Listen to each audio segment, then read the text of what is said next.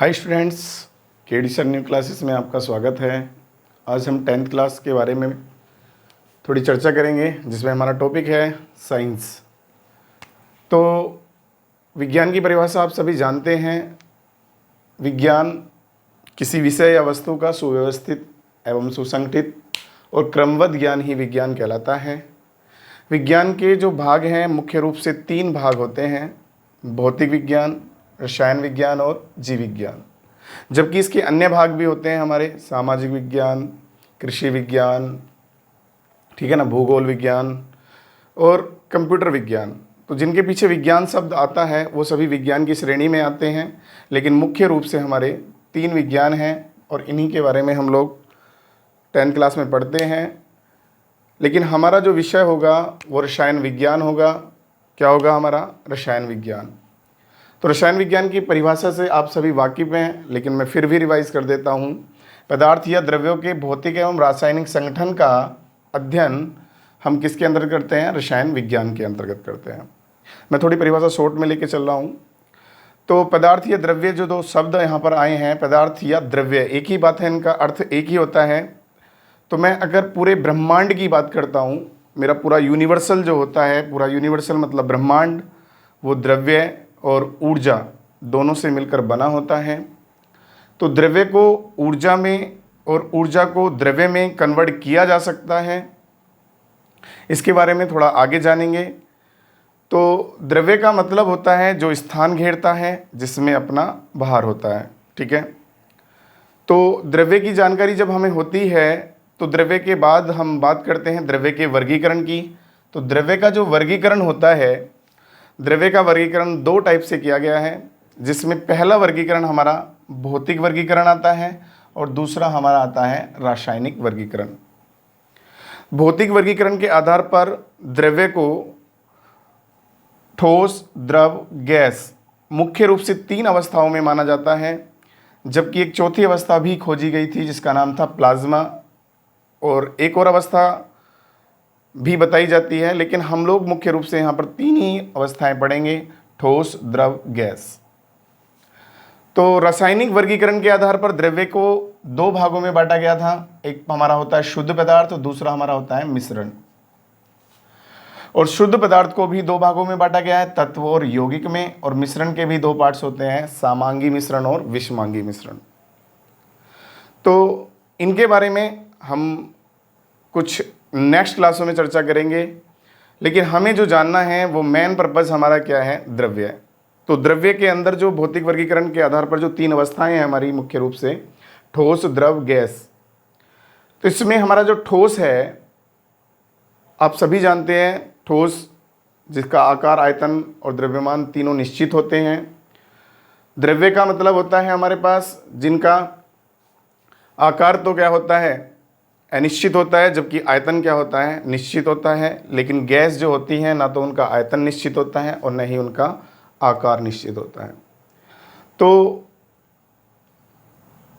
द्रव्य जो है, इसकी मेन स्ट्रक्चर क्या होती है, हम उस पर चर्चा करेंगे। तो इसे मैं हटाता हूं जरा।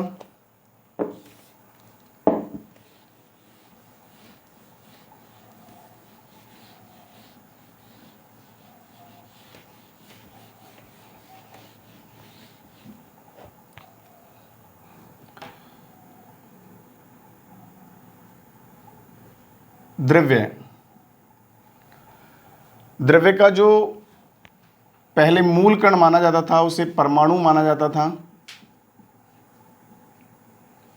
परमाणु, ठीक है। परमाणु, इलेक्ट्रॉन, प्रोटॉन, न्यूट्रॉन, मैं शॉर्ट में इनको EPN के नाम से जान रहा हूं। परमाणु इलेक्ट्रॉन, प्रोटॉन, न्यूट्रॉन से मिलकर बना होता है, जबकि इसमें और भी पार्ट्स आते हैं हमारे, पॉजिट्रॉन है, मेसॉन है। लेकिन इलेक्ट्रॉन, प्रोटॉन, न्यूट्रॉन से ज़्यादा वाकिफ होते हैं। तो परमाणु की जो स्ट्रक्चर होती है, उसकी स्ट्रक्चर की अगर मैं बात करूं, परमाणु की स्ट्रक्चर में सबसे पहली बात जो आते हैं, सबसे पहले कोष आते हैं, जिन्हें हम सेल बोलते हैं। कोषों के अंदर उपकोष प्रेजेंट होते हैं और जिन्हें हम सब सेल बोलते हैं। और उपकोष के अंदर होते हैं कक्षक, और कक्षक में होते हैं इलेक्ट्रॉन। ठीक है, ये सेल की एक्सटर्नल स्ट्रक्चर होती है, जबकि कोष के सबसे अंदर वाला पार्ट जो होता है, परमाणु के अंदर जो प्रेजेंट होता है, उसे हम कहते हैं नाभिक। क्या बोलते हैं भाई? नाभिक। इंग्लिश में न्यूक्लियस बोलते हैं। नाभिक में प्रेजेंट होते हैं हमारे पास neutron plus proton. Neutron proton से मिलकर नाभिक बनता है, और नाभिक के चारों तरफ सेल, कोष, उपकोष, कक्षक ये सब प्रेजेंट होते हैं, जिनमें इलेक्ट्रॉन होते हैं। अगर मैं आपसे बात करता हूं कि हमारे पास एक तत्व है जिसका नाम है हाइड्रोजन, ये संकेत होता है। और हाइड्रोजन तत्व की अगर मैं परमाणु की बात करूं तो हाइड्रोजन के पास ये न्यूक्लियस होता है, जिसमें एक ही तो प्रोटॉन होता है। मैं थोड़ा बड़ा बनाता हूं इसको, जिसमें एक तो प्रोटॉन होता है प्लस एक ही क्या होता है हमारे पास, इसमें कोई न्यूट्रॉन नहीं होता, केवल एक प्रोटॉन होता है, और उसके आउटर सेल में केवल एक ही इलेक्ट्रॉन होता है। तो हाइड्रोजन एक ऐसा एलिमेंट है जिस पर कोई न्यूट्रॉन नहीं होता है। तो हाइड्रोजन के पास केवल उसके नाभिक में, ये मैंने नाभिक माना है, और इसके नाभिक में केवल एक प्रोटॉन है, और इसके आउटर सेल में एक इलेक्ट्रॉन है। तो अक्सर बच्चों को दिक्कत ये आती है कि सर हम रिएक्शन करते कैसे हैं, हमारे कंपाउंड कैसे बन जाते हैं, हमें ये पता नहीं चलता। तो परमाणु जो मेन है, इससे ही हमें पता चलता है कि किस प्रकार से हमारे कंपाउंड फॉर्म होते हैं। क्योंकि कोई भी परमाणु अगर गैसीय स्टेट में है तो वो अपने आउटर सेल से क्या कर सकता है, एक इलेक्ट्रॉन लूज कर सकता है एनर्जी मिलने पर, या फिर अपने आउटर सेल में मतलब बाह्यतम कोश में एक इलेक्ट्रॉन को गेन भी कर सकता है। तो जिस प्रकार से परमाणु के बाह्यतम कोश से अगर एक इलेक्ट्रॉन लूज कराया जाए या एक इलेक्ट्रॉन त्यागा जाए तो उसके द्वारा हमारा क्या बनता है, उसे हम जानने की कोशिश करेंगे। तो मैं इसे हटाता हूं जरा।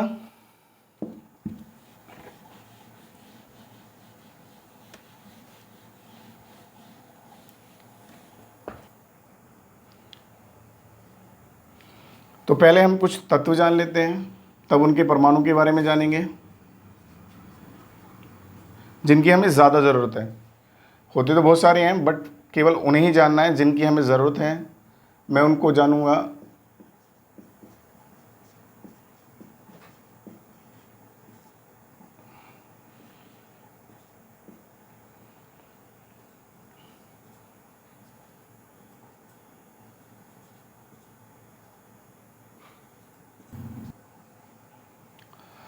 तो मैंने कुछ तत्व यहाँ पर लिखे हैं जिनकी हमें ज़्यादा ज़रूरत होती है, जैसे कि हाइड्रोजन, लिथियम, बेरिलियम। इधर इनके परमाणु क्रमांक हैं। हाइड्रोजन का 1, लिथियम का 3 होता है, बेरिलियम का 4 होता है, बोरोन 5 होता है, कार्बन 6 होता है, नाइट्रोजन 7 होता है, ऑक्सीजन 8 होता है, F का 9 होता है, Na 11, Mg 12, और हमारा Al है जिसका परमाणु क्रमांक 13 है, सिलिकॉन 14 होता है, फास्फोरस 15 होता है, सल्फर 16 होता है, क्लोरीन 17 होता है, पोटेशियम 19 होता है, कैल्शियम 40, आयरन Fe बोलते हैं इसको 26 होता है, कॉपर 29 होता है, और Zn का क्या होता है 30 होता है। इन तत्व के सबके अपने परमाणु होते हैं जिनकी स्ट्रक्चर के बारे में मैं थोड़ा सा आपको बताऊंगा। तो मैंने रफ करता हूं ज़रा।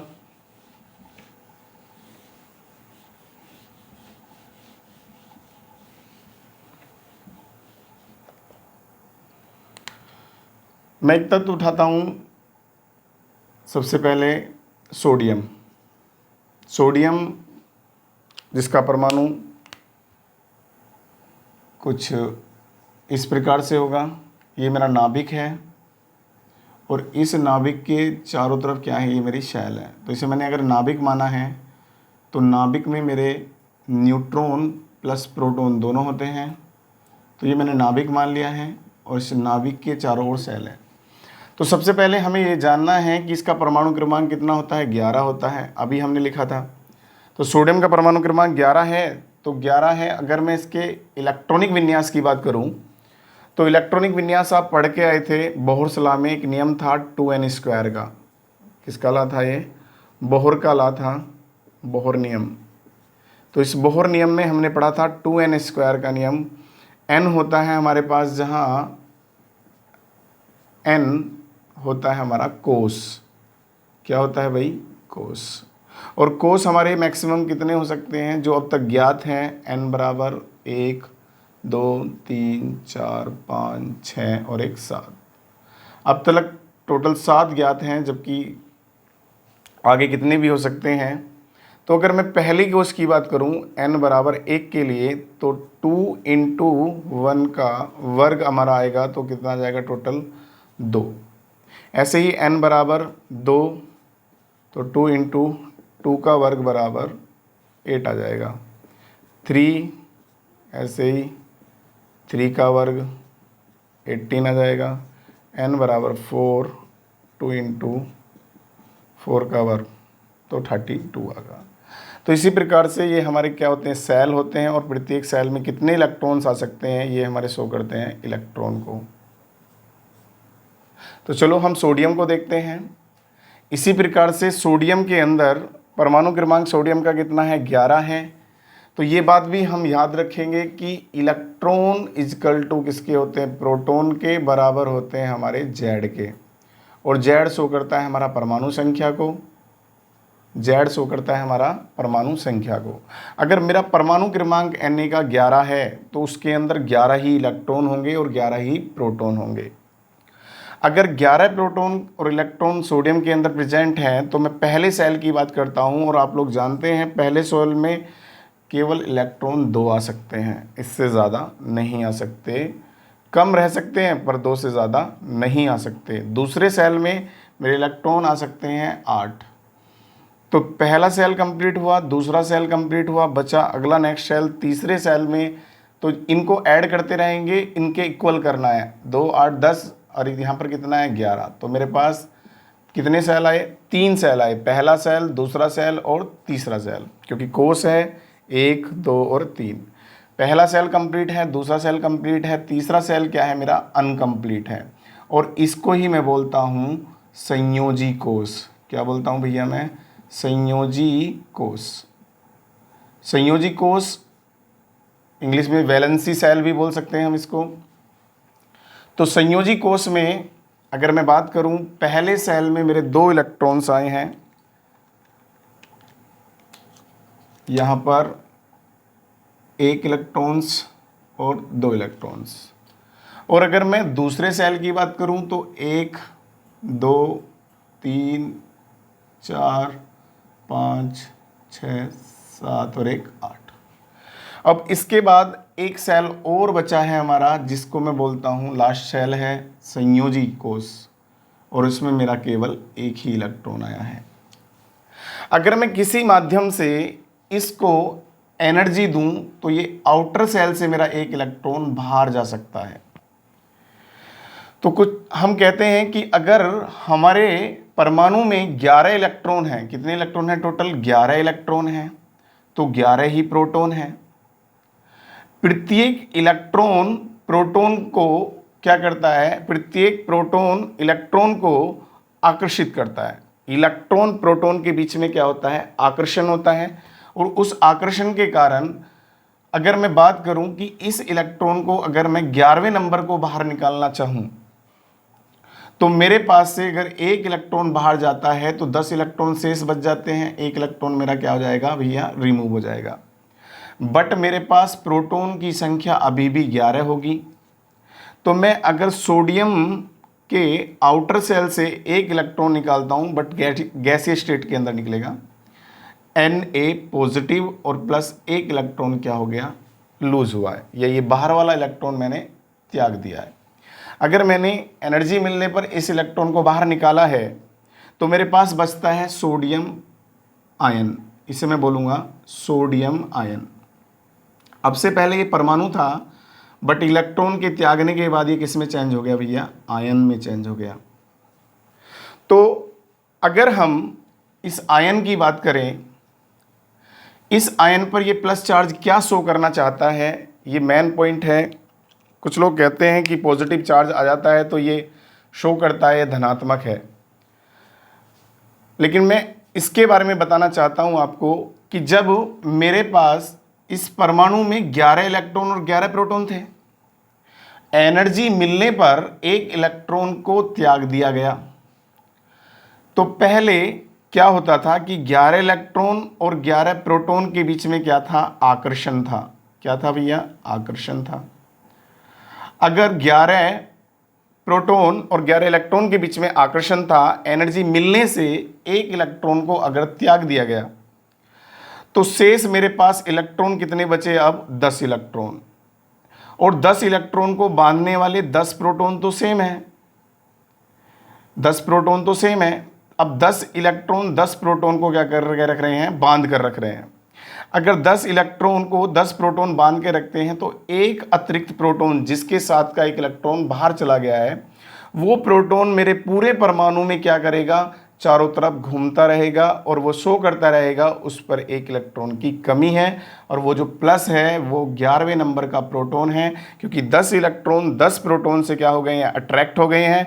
और जो 11वें नंबर का प्रोटॉन है वो परमाणु पर चारों तरफ किसके रूप में दिखाई दे रहा है? पॉजिटिव चार्ज के रूप में दिखाई दे रहा है, जिसे हम धनायन के, अब इसको सोडियम आयन जो है इसको हम धनायन भी बोल सकते हैं, जबकि हमारी केमिस्ट्री में इनको मूलक बोला जाता है।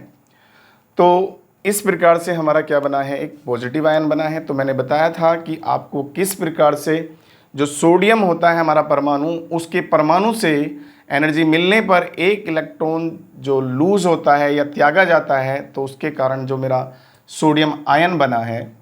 तो इस प्रकार से मेरे पास बहुत सारे आयन बन के आएंगे। मैं हर किसी का आयन बना के नहीं दिखाऊंगा, मैं एक साथ दिखाऊंगा किस पर कितना चार्ज होता है। लेकिन उससे पहले मैं आपको दिखाना चाहता हूं नेगेटिव आयन के बारे में।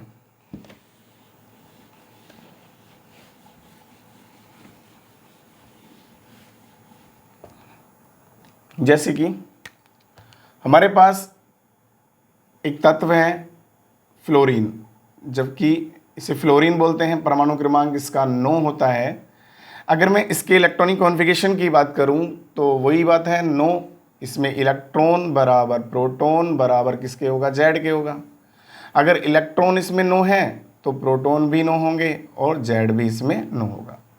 तो 9 पर हमारा इलेक्ट्रॉनिक कॉन्फ़िगरेशन 9, मतलब पहला सेल हमने पढ़ा था पहले कोर्स में, मैक्सिमम इलेक्ट्रॉन 2, दूसरे में कितने आते हैं? 8 आते हैं, बट हमारे पास कितना है? 2 है, और 2 में कितना ऐड कर दें? 7 और 2 9। तो पहले सेल में 2 और लास्ट सेल में कितने आए? हमारे 7।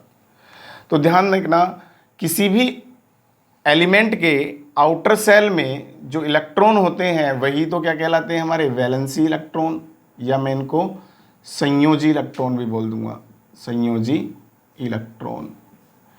तो हर कोई एलिमेंट क्या चाहता है? अपने वैलेंसी इलेक्ट्रॉन से या तो इलेक्ट्रॉन लूज कर दे या इलेक्ट्रॉन गेन कर ले। अभी हमने सोडियम की बात करी थी, तो सोडियम का इलेक्ट्रॉनिक कॉन्फ़िगरेशन 2 8 और हमारा कितना आ रहा था? 1 आ रहा था। तो जब हमने इस इलेक्ट्रॉन को लूज किया था तो Na ने जब कन्वर्ट हुआ था Na पॉजिटिव में, तो इस इलेक्ट्रॉन को लूज करने के बाद ये जो बाहर वाला इलेक्ट्रॉन था इसको जब लूज किया गया था, तो इसको लूज करने के बाद इसके आउटर सेल में 2 8 वैलेंसी सेल इसका क्या हो गया था? कंप्लीट हो गया था। इसी प्रकार से अगर फ्लोरीन के आउटर सेल में हमारे पास, फ्लोरीन से पता चलता है इसके आउटर सेल में 7 इलेक्ट्रॉन है, और ये एक इलेक्ट्रॉन कहीं से किसी माध्यम से इसे एक इलेक्ट्रॉन मिले तो ये उसको तुरंत गेन करेगा और क्या बनाएगा? F नेगेटिव आयन बनाएगा, और इसके वैलेंसी सेल में कितने इलेक्ट्रॉन हो जाएंगे? 8 इलेक्ट्रॉन्स हो जाएंगे। ये होने के बाद हर कोई एलिमेंट क्या चाहता है? अपने वैलेंसी सेल को कंप्लीट करना चाहता है, और कंप्लीट कर कर अपना विन्यास किसकी तरह बनाना चाहता है? अभी आगे पढ़ोगे आप, इसमें 10th क्लास में आएगी पीरियडिक टेबल, वहाँ पर पढ़ेंगे हम एक्रिय गैस। और हर कोई तत्व क्या चाहता है? अपने विन्यास को किसकी तरह बनाना चाहता है? उत्कृष्ट गैसों की तरह बनाना चाहता है। तो इस प्रकार से जैसे हमारा फ्लोराइड, अब इसे हम फ्लोराइड आयन बोलेंगे, फ्लोराइड आयन जो बनकर आया है, ऐसे ही बहुत सारे नेगेटिव आयन बनते हैं हमारे, उनकी चर्चा भी मैं अभी करूँगा। तो मुझे सबसे पहले ये बताना है आपको कि अब F जो नेगेटिव चार्ज दर्शा रहा है, क्यों दर्शा रहा है? इसे F नेगेटिव क्यों बोला जा रहा है? तो हमारे पास जो फ्लोरीन था, उस फ्लोरीन में 9 टोटल फ्लोरीन के पास 9 ही तो इलेक्ट्रॉन थे और 9 ही क्या थे, हमारे प्रोटॉन थे। अब 9 इलेक्ट्रॉन 9 प्रोटॉन के बीच में क्या था, आकर्षण था। क्या था भैया मेरे, आकर्षण था। अगर आकर्षण था तो मैंने किसी माध्यम से एक इलेक्ट्रॉन आउटर सेल में एंटर कराया, तो जैसे ही मैंने एंटर कराया तो 9 इलेक्ट्रॉन 9 प्रोटॉन को अट्रैक्ट करते हैं। एक 10वां जो इलेक्ट्रॉन हमारा आया है वो इलेक्ट्रॉन क्या करेगा, अब वो इलेक्ट्रॉन किसी भी प्रोटॉन के पास जाना चाहेगा तो प्रत्येक इलेक्ट्रॉन क्या करेगा, उस 10वें इलेक्ट्रॉन पर प्रतिकर्षण लगाता रहेगा। और जब वो प्रतिकर्षण लगाता रहेगा तो प्रतिकर्षण लगाने के कारण वो इलेक्ट्रॉन पूरे परमाणु पर क्या करता रहेगा, घूमता रहेगा, जो हमें किसके रूप में दिखाई देगा, नेगेटिव चार्ज के रूप में दिखाई देगा।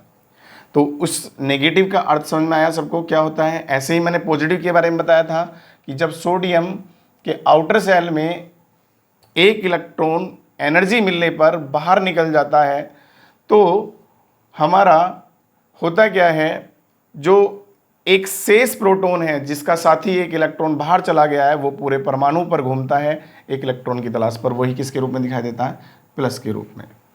तो मैं अब नेक्स्ट बात करूंगा पॉजिटिव और नेगेटिव आयन की। तो पॉजिटिव और नेगेटिव आयन से किस प्रकार से हमारे आयनिक कंपाउंड बनते हैं, क्योंकि यौगिक जो होते हैं केमिस्ट्री में, अभी 10th वाले बच्चे हैं जो छोटी क्लास में, अभी ये नहीं जान पाएंगे कि कंपाउंड कितने टाइप्स के होते हैं, पर थोड़ा जिक्र आता है 10th क्लास में। तो हमारे जो यौगिक होते हैं ये आयनिक भी होते हैं, सहसंयोजी भी होते हैं और उपसहसंयोजी भी होते हैं। तो आपके यहाँ पर बस 2 ही टाइप आएंगी, एक आयनिक और एक सहसंयोजी। पहला हमारा विषय है केवल आयनिक यौगिकों का, केवल हम आयनिक यौगिकों पर चर्चा करेंगे। तो मैंने रफ करता हूँ।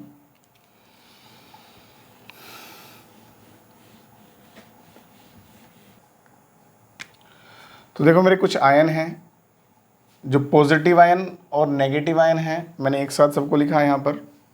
Hydrogen ion H positive, hydrogen ion Li positive, lithium ion Na positive, sodium ion K positive, potassium ion Rb positive, rubidium ion Ag positive, silver ion, ठीक है ना, Be2 positive, beryllium ion, Mg2 positive, magnesium ion, Ca2 positive, calcium ion, Fe2 positive, ferrous ion. ज़रा एक बात समझ के चलेंगे, आप बड़ी क्लासों में जानेंगे Fe पर 2 पॉजिटिव भी होता है, और अभी नीचे आएगा एक Zn2 positive, zinc ion, Cr3 positive, chromium ion, देखो यहाँ पर आया है। Fe3 पॉजिटिव जो है हमारा, इस पर 3 पॉजिटिव चार्ज भी होता है। तो जब ये 2 पॉजिटिव में होता है तो फेरस की आवाज़ निकालता है, और 3 पॉजिटिव में ये फेरिक आयन की आवाज़ निकालता है। Al3 positive, aluminium ion, CO3 positive, cobalt ion, NH4 positive, ammonium ion. इसी प्रकार से मेरे पास कुछ नेगेटिव आयन हैं। अच्छा, एक बात पर और भी ध्यान देंगे कि हाइड्रोजन ये नेगेटिव आयन के रूप में भी होता है यहाँ पर, और यहाँ पर ये पॉजिटिव आयन के रूप में भी है। तो जब ये नेगेटिव आयन के रूप में होता है तो हाइड्राइड आयन की आवाज़ निकालेगा। इसी प्रकार से F negative fluoride ion, Cl negative chloride ion, Br negative bromide ion, I negative iodide ion. O पर 2 नेगेटिव होता है ये ऑक्साइड आयन की आवाज़ निकालता है। S पर 2 नेगेटिव होता है ये sulphide ion. NO3 1 negative nitrate ion. OH 1 negative hydroxide ion. और SO3 पर 2 नेगेटिव होता है ये सल्फाइड की आवाज़ निकालता है। देखो वहाँ पर सल्फाइड आया है डे, और जबकि यहाँ पर टे आया है। SO4 पर 2 नेगेटिव सल्फेट आयन। तो इस प्रकार से मैंने कुछ तुम्हारे लेवल के यहाँ पर आयन्स लिखे हैं, और भी होते हैं। मैंने पहले भी बताया था हम केमिस्ट्री में इन्हें मूलकों के नाम से भी जानते हैं। तो आयनिक यौगिक कैसे बनते हैं वो मैं आपको सिखाऊंगा आज, क्योंकि जब तक हमें आयनिक यौगिक बनाने नहीं आएंगे तब तक हम रिएक्शन के बारे में नहीं जान पाएंगे, और जब तक हम रिएक्शन के बारे में नहीं जान पाएंगे तो हमारी केमिस्ट्री के अंदर बहुत सारे टॉपिक्स अधूरे रह जाएंगे। तो बहुत बच्चे रिएक्शन रट लेते हैं, उन्हें रिएक्शन करनी नहीं आती। तो मैं सिखाऊंगा रिएक्शन कैसे की जाती है, लेकिन उससे पहले मैंने आपको जो बातें बताई हैं उनको ध्यान रखना होगा। और इस प्रकार से यहाँ से मैं देखता हूँ कैसे मेरा यौगिक फॉर्म होता है आयनिक। तो आयनिक यौगिक में सबसे पहली बात मैं करता हूँ आपसे, हमारे पास एक कंपाउंड आता है यार सोडियम क्लोराइड, बहुत फेमस है। इसको हम खाने में भी यूज करते हैं, जिसे साधारण नमक के नाम से जाना जाता है। तो सोडियम क्लोराइड जो है हमारा, बच्चे क्या करते हैं बस सूत्र रट लेते हैं, लेकिन रटने का नहीं। सोडियम अब हम सोडियम क्लोराइड हमें कंपाउंड बनाना है, तो इसमें हमें सबसे पहले सोडियम आयन देखना पड़ेगा। सोडियम आयन पर Na1 पॉजिटिव होता है और क्लोराइड आयन पर 1 नेगेटिव होता है। अब हमें पता है सोडियम आयन पर क्या है, एक इलेक्ट्रॉन की कमी है, एक प्रोटॉन एक्स्ट्रा है, और Cl नेगेटिव क्या बताता है, एक इलेक्ट्रॉन एक्स्ट्रा है। दोनों का कॉम्बिनेशन होगा तो हमारे पास क्या बनेगा, NaCl।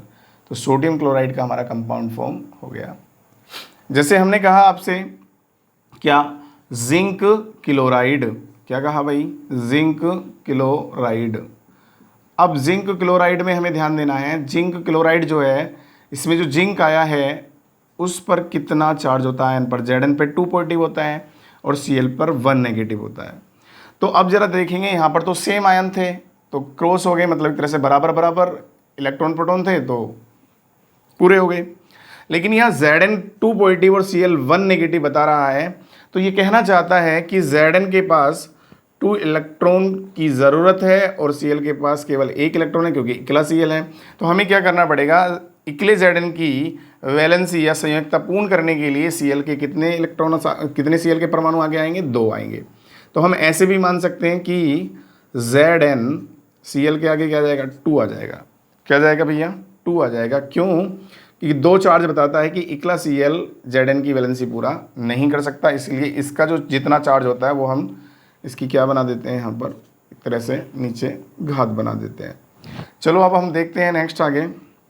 हमने बात की आपसे जैसे हमारा जिंक सल्फेट, जिंक सल्फेट, तो जिंक सल्फेट में हमारा Zn 2 पॉजिटिव और SO4 पर 2 नेगेटिव। अब देखो बराबर आयन है तो कोई प्रॉब्लम नहीं है, बिल्कुल सिंपल ऐसे लिख देना है, ZnSO4। क्लियर हुआ। तो इस प्रकार से हम आयनिक कंपाउंड बहुत सारे बनाएंगे और भी बना सकते हैं, इसे रफ करने के बाद देखेंगे।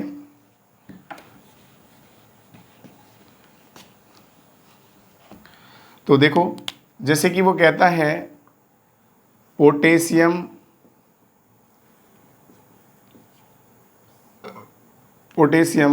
सल्फेट, तो पोटेशियम सल्फेट K पे 1 पॉजिटिव, SO4 पर 2 नेगेटिव। तो चार्ज विषम है, सम नहीं है।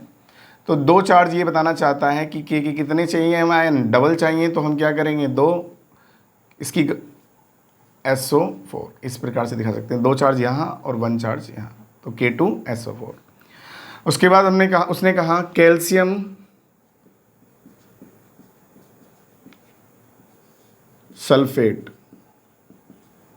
तो कैल्शियम सल्फेट का मतलब Ca2 पॉजिटिव और SO4 पर 2 नेगेटिव, तो बराबर चार्ज है, तो सीधा सूत्र बन जाएगा हमारा CaSO4। जैसे हाइड्रोजन सल्फेट,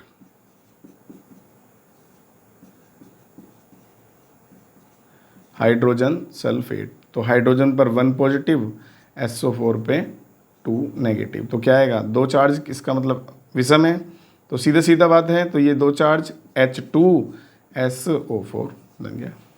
तो इस प्रकार से हमारे आयनिक कंपाउंड फॉर्म हो जाते हैं। लेकिन जितने भी आयनिक कंपाउंड मैंने लिखे हैं ये सब इनके क्या हैं, केवल रासायनिक नाम है, क्योंकि बहुत सारे कंपाउंड ऐसे हैं इनमें जिन्हें औद्योगिक नाम से जाना जाता है, कॉमन नाम से जाना जाता है, उसके बारे में भी हम चर्चा करेंगे आगे। तो सभी को इस प्रकार से बना के देखने हैं। जैसे कि मैं 1-2 नाम और दिखा देता हूँ बना के आपको, कुछ इस टाइप का।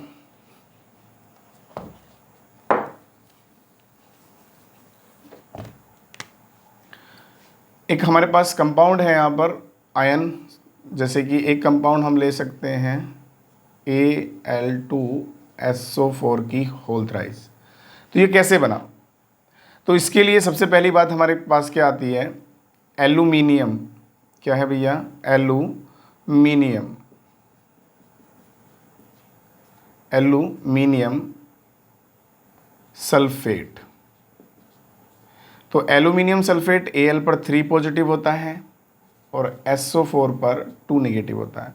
तो ज़रा देखना है, अब दोनों पर विषम चार्ज है, यहाँ 3 पॉजिटिव है, वहाँ 2 नेगेटिव है, तो ये 2 चार्ज इधर की तरफ 2 और ये 3 चार्ज इधर की तरफ, बट इसमें 2 एटम एक साथ आए हैं, S भी है और एक ऑक्सीजन का भी है।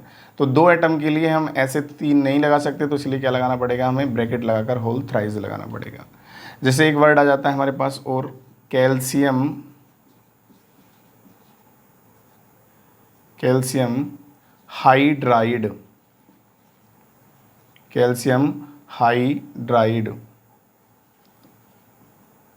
तो कैल्शियम हाइड्राइड में देखो, अब हाइड्राइड शब्द आया है तो इसका मतलब H कैसा है, नेगेटिव है। तो Ca पर 2 पॉजिटिव और H पर 1 नेगेटिव, तो मेरा सूत्र क्या बन जाएगा, CaH2 बनेगा। ठीक है, तो इस प्रकार से हमारे पास जो हाइड्राइड की आवाज़ निकाल रहा है, तो हमें खुद ध्यान रखना है कि जब यहाँ पर ये वाला एटम अगर पॉजिटिव चार्ज वाला है तो ये नेगेटिव वाला क्या है, H होगा, और ये हाइड्राइड की आवाज़ निकालेगा। हाइड्रोजन की आवाज़ कहाँ निकालता है वो भी मैं आपको दिखाता हूँ।